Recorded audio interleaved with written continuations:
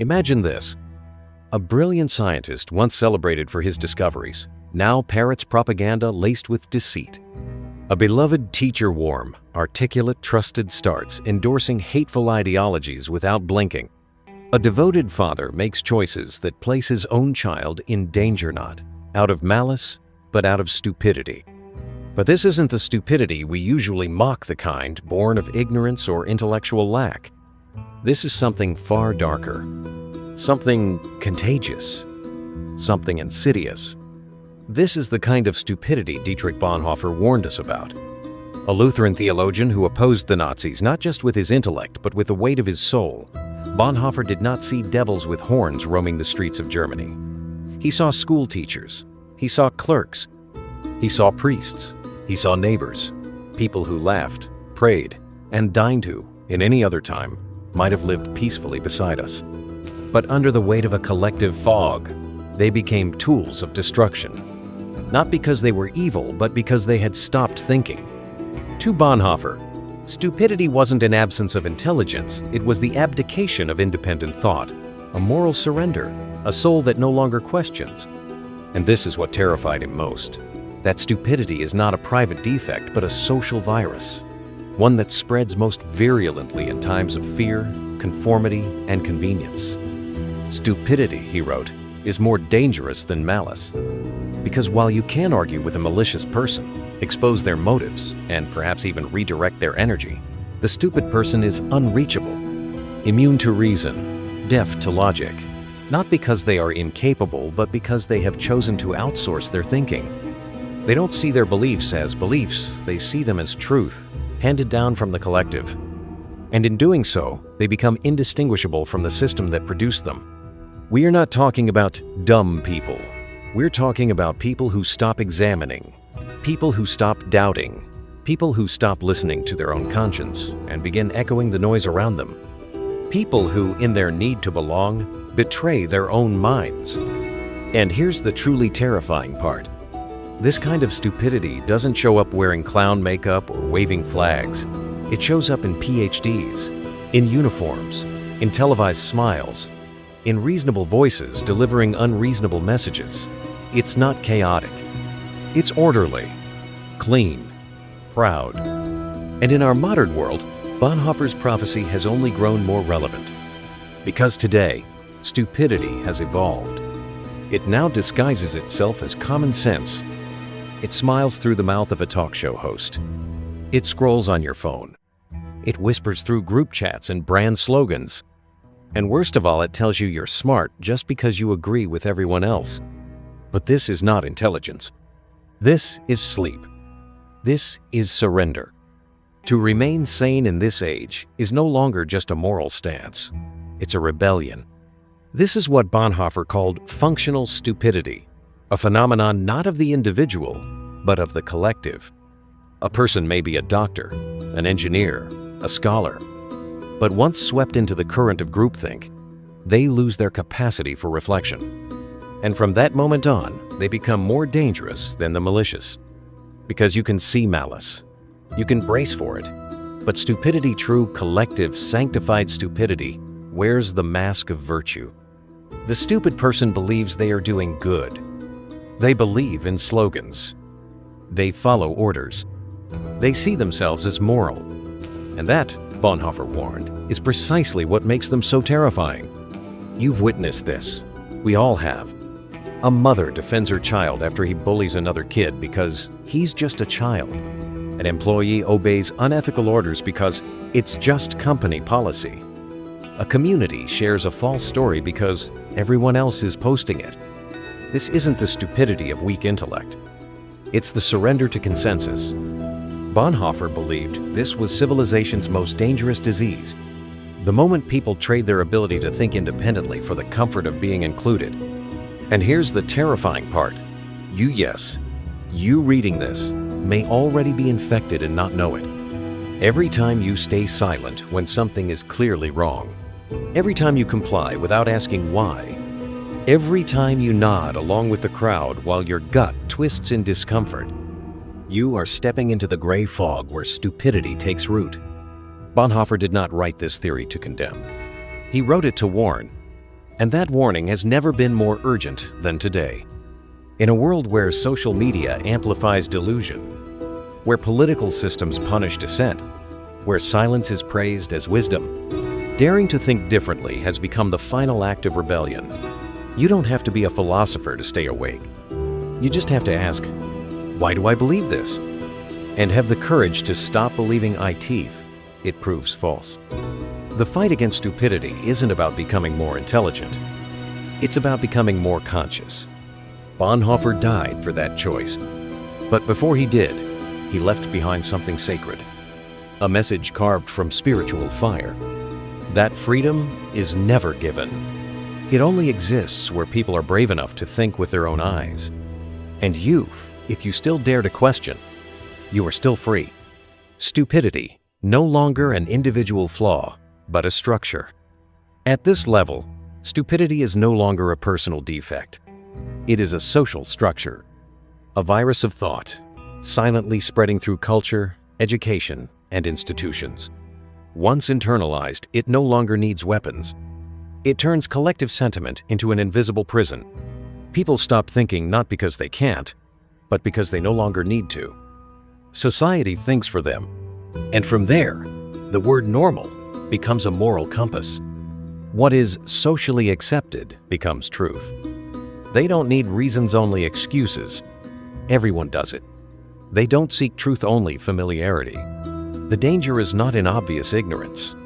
The real danger is functional stupidity, a kind of ignorance that obeys, that plays nice, that keeps order. It doesn't protest. It doesn't demand power. It preserves power. It doesn't disrupt the system. It keeps the system running smoothly. And that's why those who ask questions are seen as dangerous. Because thinking slows the machine down. And whether that machine is democratic, authoritarian, or capitalist, it still needs obedient cogs, not tortured souls. So they craft the ideal citizen, a man who consumes, who shares, who gets angry only within the allowed parameters. A man who believes he is thinking while reading lines written by an algorithm, a television anchor, or a propaganda ministry. This is the invisible tragedy. When people believe they are awake while simply replaying thoughts that were installed into them. In such a society, stupidity is no longer an outlier. It is the infrastructure protected by laws, reinforced by language, celebrated by the crowd. And this is the ultimate threat. When stupidity becomes a virtue, and asking questions becomes offensive. When the man who dares to doubt is called arrogant. When the one who refuses the crowd is branded extreme. When the man who stays sane is condemned for not going mad with the masses. Can you see it in daily life? The father who dares to question the education system is labeled bitter. The man who rejects the consumption treadmill is called outdated. The husband who refuses to appease politically correct mobs is labeled toxic. But these mentha ones who live with conviction are the last remaining hope for intellectual freedom. Bonhoeffer did not write this theory to glorify fear, but to awaken courage. Because in a world where stupidity has become the state religion, to think differently is the first revolutionary act. When stupidity is no longer an intellectual limit, but a moral choice. When deep thought is dismissed as overthinking, when those who ask why are told to stop being difficult, when independent thought is seen as arrogance, you are living among a generation that knows everything except how to think for itself. This is no longer a distant warning. It is the reality Bonhoeffer saw from inside a Nazi prison cell, and he wrote it not in the language of doctrine, but with the cold gaze of a man who watched his society fall into darkness, not because of evil, but because of obedient stupidity. Bonhoeffer no longer considered evil the greatest threat. To him, ignorance clothed in morality was far more dangerous. Not the man with the knife, but the millions of kind, educated, devout people who had simply stopped thinking. They were not cruel. They were obedient. They didn't kill. They believed in the ideals of those who did. They followed orders. They felt virtuous. Because within a morality defined by the crowd, they were doing the right thing. And this, Bonhoeffer warned, was the most terrifying truth of all. The stupidity he spoke of wasn't stupid in the usual sense. It was docile. It was quiet. It was well-behaved. And once reason is neutralized by obedience, you are no longer a person, you are a functional component of a killing machine. A doctor participating in inhuman experiments doesn't have to be evil. He only needs to believe, I'm following protocol. A father teaching his son to discriminate needn't be hateful. He only needs to echo what society has told him. A man who stays silent in the face of injustice doesn't need to be a coward. He only needs to believe that comfort is enough. And there, Bonhoeffer delivered his most brutal conclusion. Stupidity is a more dangerous enemy of the good than malice. Because evil can be fought, but with stupidity, we are defenseless. Why? Because stupidity doesn't come from the brain. It comes from the surrender of conscience. And when a man chooses comfort over truth, obedience over freedom, he no longer needs a dictator. He will shackle himself with someone else's ideals. That is the most insidious form of modern slavery. When strong men, physically capable, socially active, are manipulated by a false sense of safety, shaped by slogans repeated in the media, and believe they are awake, while functioning like machines wearing human faces. Have you seen it in yourself yet? That moment when you held back the truth because you feared being canceled. That nod of agreement with the crowd, even though your heart felt uneasy. That silence you chose just to not complicate things. That is the moment you were being corrupted by a stupidity that doesn't even know it's stupid. Bonhoeffer did not write these words to frighten. He wrote them as a final call, a desperate wake-up cry that when thinking ceases to be a personal responsibility, then all intelligence can be perverted, and even the kindest hearts can be conditioned into becoming accomplices. He was executed just weeks before the war ended, but his theory survived, not as a relic of the past, but as a key to unlock the prison of the modern mind. The thing Dietrich Bonhoeffer saw in Germany in 1943 never vanished. It simply changed shape, changed names, changed flags. Today, it lives on in prepackaged slogans, in viral posts shared 1 million times, in truths no one dares to question. And the question Bonhoeffer left us with was never, are you a good person or a bad one? It was, are you still thinking for yourself? Bonhoeffer didn't write a moral essay. He wrote a philosophical curse.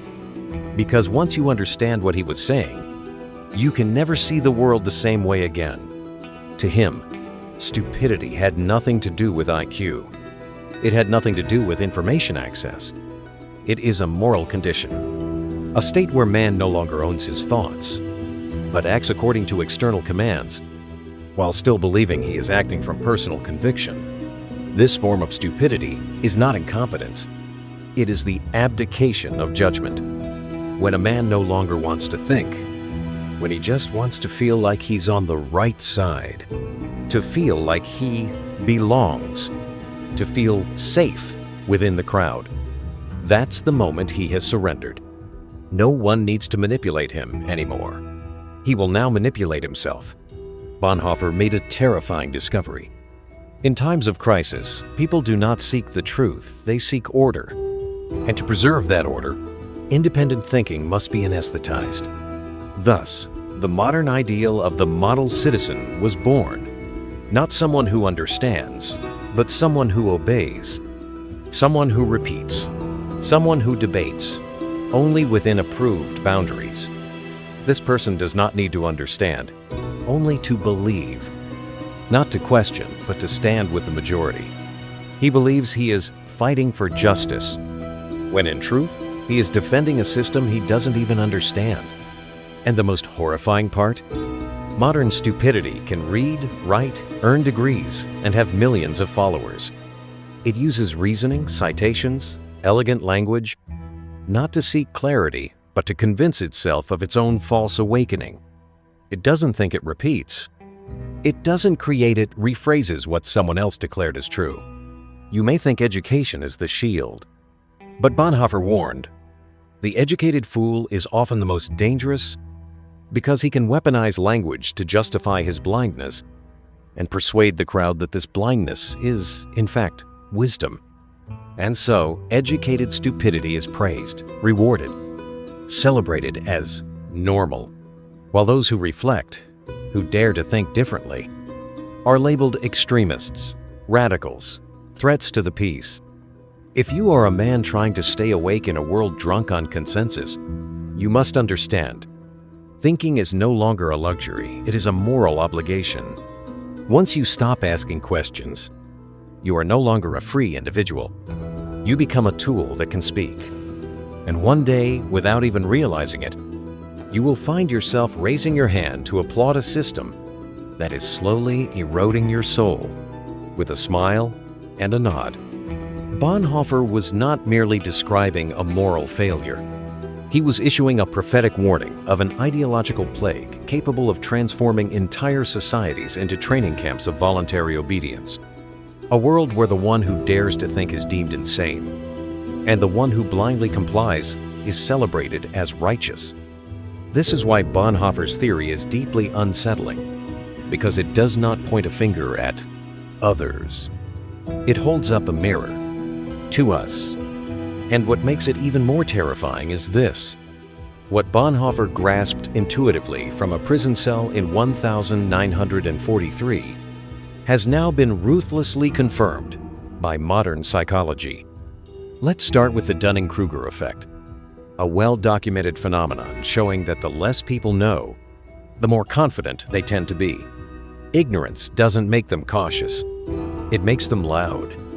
Loud in their certainty, zealous in their opinions, and quick to condemn others. Not because they are right, but because they are unaware of how wrong they are.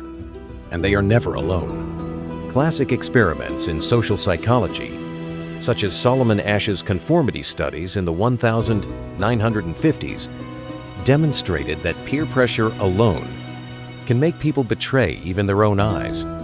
In Asch's experiment, participants were shown simple visual tasks. But when Confederates in the group deliberately gave the wrong answers, over 70% of subjects chose to go along, not because they believed it, but because they feared standing out. Solomon Asch concluded, many people would rather be wrong with the crowd than right on their own. And this horrifying truth is exactly what Bonhoeffer had already seen, that an entire civilized, educated, and religious nation could kneel before fascism, not out of fear, but out of ignorant consent. At that moment, stupidity was no longer a cognitive flaw. It had become a moral system, a value structure in which people voluntarily surrender their capacity to think in exchange for belonging, for acceptance, for the safety of fitting in. And when stupidity is celebrated as moral virtue, while critical thinking is labeled dangerous, eccentric, or subversive, Bonhoeffer was right. We are no longer capable of resisting it. Bonhoeffer did not merely warn us about stupidity.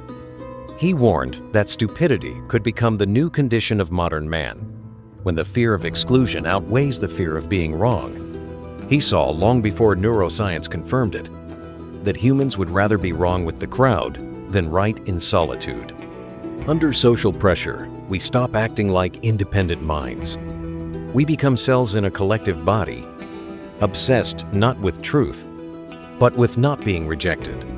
The feeling of isolation, neurologically, activates pain centers in the brain.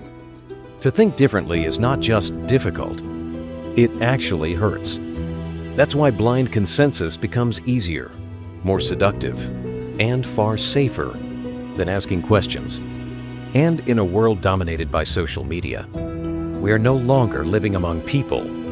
We are living among algorithms. And algorithms do not love the truth. They love engagement. They don't show you what's right. They show you what you already believe. And so, man becomes a prisoner, inside a hall of mirrors, seeing only endless reflections of the same comforting beliefs. This is the paradise of the confirmation bias. A world where every opinion can be proven, as long as you find the right clip, the right influencer, the right tribe. Thinking is no longer the pursuit of truth. It becomes a shield, a defense mechanism for the ego. Not a compass, but a weapon. And it is in that exact moment, when a person feels certain, completely in the know, proud to belong to a group that cannot be wrong, that Bonhoeffer would gently whisper, "You are no longer thinking.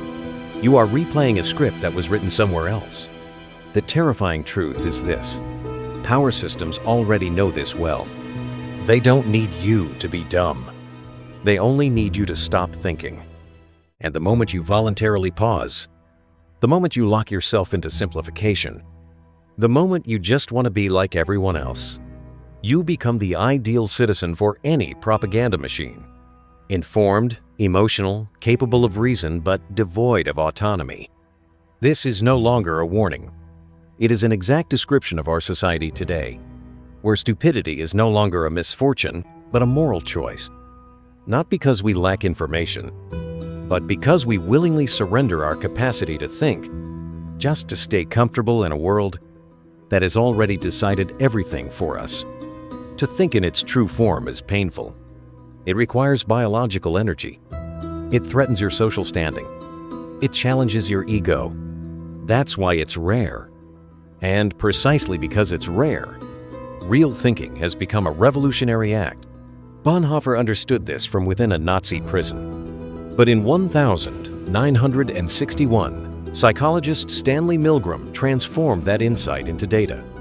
Inside a quiet laboratory, ordinary people, teachers, engineers, housewives, were willing to administer electric shocks that could be lethal, simply because a man in a white lab coat told them to.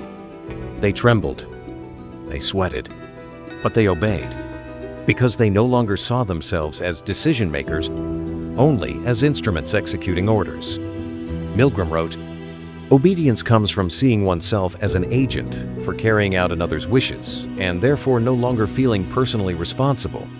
This is no longer a hypothesis. It is a disturbing truth.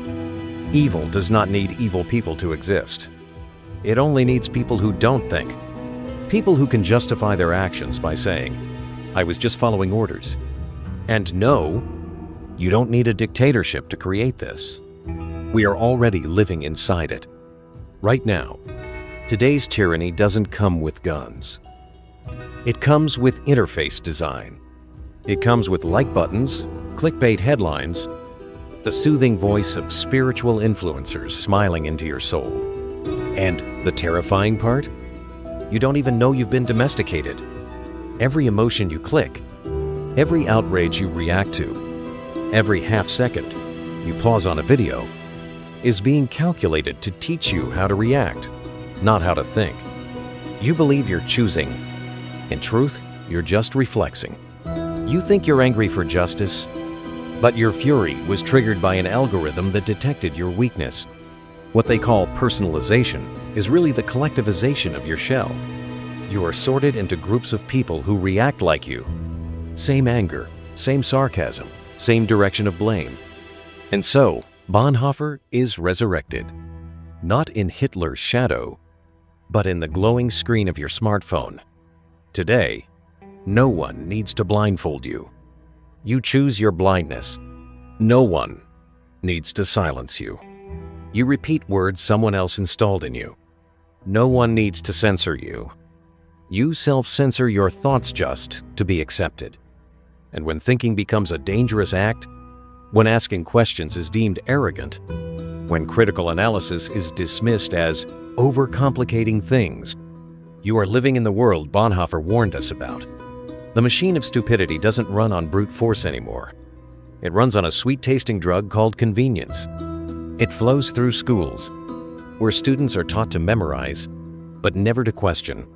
It seeps through the media, where diversity of opinion is celebrated. Yet every narrative is just a colorful variation of the same central script. It hides in culture, where dissent is swiftly branded as hate speech. And finally, it colonizes entertainment, where complexity is replaced with instant stimulation. This is no longer a social accident. This is design. A society where screaming gets rewarded and thinking is silenced.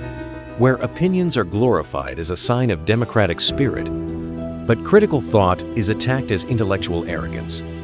Where every deep analysis is immediately reduced to, "You're overcomplicating it. You lack empathy. You're out of touch." And so, the machinery of stupidity hums along smoothly. It doesn't need fools. It needs the predictable. Citizens who are fragmented, easily provoked, emotionally reactive, and psychologically unstable. They are the ideal customers, the ideal voters, the ideal employees. But then Bonhoeffer's question, once whispered in the darkness, now thunders like a storm in daylight. How many of the thoughts in your head are truly yours? Where do you stop? At the recommended video? At the most liked comment? At the viewpoint that aligns with your tribe?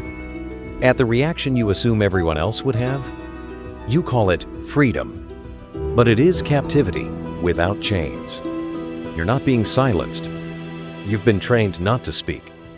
In a world where surfaces are worshipped, the silence of doubt becomes a crime. Asking questions becomes an insult, and thinking becomes a rebellious act. Not because it's wrong, but because it slows the system down. Because it doesn't convert easily into likes, shares, ad impressions. It demands something not found on TikTok. A pause. Indeed, real thinking is not comfortable. It strips you of your standing in the group. It throws you into a void where no slogan can save you. It pushes you into a desert where applause is replaced by echoes. You begin to see the people shouting for justice are, in fact, defending a system they don't understand. You begin to see that both sides of the debate are reading from the same script, only switching roles. And that is the price of thinking. Loneliness, uncertainty, no allies, no applause. But precisely there in that brutal isolation, thinking becomes a fire. Not a fire that burns your enemies, but a fire that purifies you. It is where every belief melts, every assumption is tested, every layer of ego is stripped away. You begin to think, not to win, but to understand, not to persuade, but to preserve your soul. And as Dietrich Bonhoeffer once wrote, "Stupidity is a more dangerous enemy of the good than evil itself. Evil can be resisted, but against stupidity, we are defenseless." In our age, to think is an act of resistance, and those who still dare to think are the last ones to hold on to freedom. Not on paper, but in the deepest sanctum of the human mind. We are living in an era where thinkers are perceived as threats, not because they are wrong, but because they dare to strip away the moral makeup that disguises lies as virtue. A man who dares to question, who stands outside the river of popular opinion, is now viewed as difficult, detached, or worse, as toxic. Because true thought doesn't just dismantle prejudice, it threatens the entire machinery of manufactured ignorance. It disrupts the well-written moral scripts, where good people are expected to say pleasant things, share trending slogans, and never ever risk venturing into ambiguity, nuance, or inconvenient truths. Today, truth no longer needs to be wrong to be hated. It only needs to be non-standard. And this was Bonhoeffer's most harrowing realization. From within the walls of a Nazi prison, when thinking becomes heresy, the thoughtless become the judges. When people replace the desire for truth with the desire to be accepted, then every act of dissent will be redefined as a psychological disorder. Do you see it now? Today, all it takes is for you to raise a thoughtful question, however gentle, however reasonable, and you risk being branded a villain, heartless, insensitive, antisocial. We no longer debate, we pronounce judgment. Not to understand each other, but to shield our fragile comfort zones from the threat of critical thinking. And so, the price of thinking is isolation. You'll lose supporters. You'll be misunderstood. You'll find yourself alone. surrounded by a crowd cheering for a script that no one wrote, yet everyone repeats. But in that loneliness, freedom begins. Because only when you no longer live for applause can you live in alignment with your conscience. Only when you no longer need a bad guy to blame do you begin to face the most dangerous enemy of all, the blind spot in your own mind. Bonhoeffer didn't leave behind a doctrine. He left behind a decision. Either you think and accept the discomfort of awareness, or you stop thinking and become a tool for those who run the world for their benefit. You don't have to do evil to destroy the world. You just have to repeat what sounds right without ever questioning it. And so, the most dangerous person isn't the fool, but the one who has stopped thinking and doesn't know it. So what are we left with? We are left with resistance. Resistance through thought, through questions, through skepticism, through strategic silence, through the courage to stand alone, if we must. In this era, remaining awake is a rebellious act, and critical thinking is the last free territory in a world that has commodified everything, including the human mind. So the final question is no longer, have you understood Bonhoeffer's theory? But rather, do you dare to stay awake in a world that worships stupidity? Because now you know, and knowledge always comes at a price. Not everyone is brave enough to pay it. You can pretend you didn't hear this. You can crawl back into the sweet dream, where every idea you hold is truly yours, where every decision you make feels like free will, where life appears to be the product of autonomy rather than subtle manipulation. But from this point forward, if you choose to go back, you will know you are going back. And that is the real pain. There is no more ignorance to shield you, only the heavy weight of conscious denial. Awakening always comes with loneliness, but delusion carries within it the seed of slavery. Bonhoeffer understood this. They killed his body, but his mind, his warning, did not die. Because he did not merely define stupidity as ignorance, he revealed it as a moral surrender, an abdication of responsibility to think in exchange for the comfort of social peace. The silence of the good becomes the breeding ground for the evil of the obedient. And now, the gaze turns to you. Do you still dare to ask questions? Do you still dare to feel out of place? Do you still dare to suffer for the sake of truth? Or will you crawl back into the cocoon of comfort, where repetition is rewarded, where obedience is applauded, and where every righteous idea must first be pre-approved before it's even allowed to exist in your mind? If you've listened this far, if you are still here, then you are no longer the same man you were before. You are now standing on the threshold. On one side, the restless clarity of awareness. On the other, the tranquil fog of conformity. And no one can choose for you. No one can think for you forever. No one can pull you out of the machine. If you still want the warmth it promises, you may not change the world, but there is still one thing they haven't taken from you: the sovereignty of your own mind. Do not throw it away, because that is the last thing that the architects of mass stupidity have not yet figured out how to control. And perhaps it is the only thing left that still defines who you truly are.